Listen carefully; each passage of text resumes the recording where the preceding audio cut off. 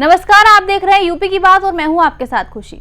उत्तर प्रदेश में धान खरीद की अंतिम तिथि 28 फरवरी तय थी, लेकिन हजारों किसानों का धान अब भी क्रय केंद्रों पर पड़ा है। करीब 40% किसान अपनी फसल की तौल का इंतजार कर रहे हैं। ताजा मामला फतेहपुर जिले की मंडी समिति और अशोथर क्रय केंद्र का है, जहां किसानों का गुस्सा अब खुलकर सामने आ रहा है। देखिए ये पूरी रिपोर्ट। फतेहपुर की मंडी समिति में किसानों का धान पिछले 25 दिनों से पड़ा हुआ है, लेकिन अब तक उसकी तौल नहीं हो सकी।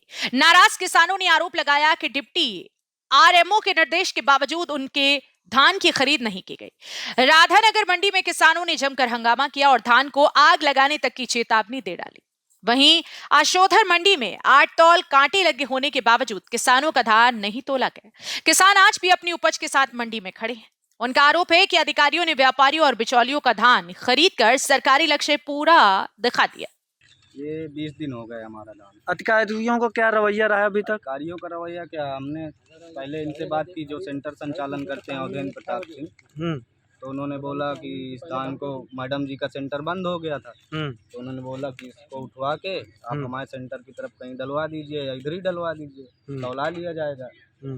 अब आज जब हमने बातचीत की, पहले भी आते रहे हम, तब भी ऐसे आनाकानी करते रहे बातों में, बस अब आज जब आए, सुबह से हम लोग बैठे हैं इस धान के लिए, तो उन्होंने केवल इतना ही कहा फिर हम नहीं अभी तौला पाएंगे।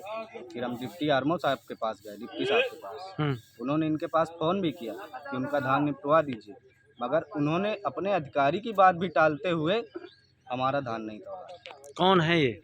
ये उदयन प्रताप हैं, सेंटर सर्च चलाते हैं। जैसे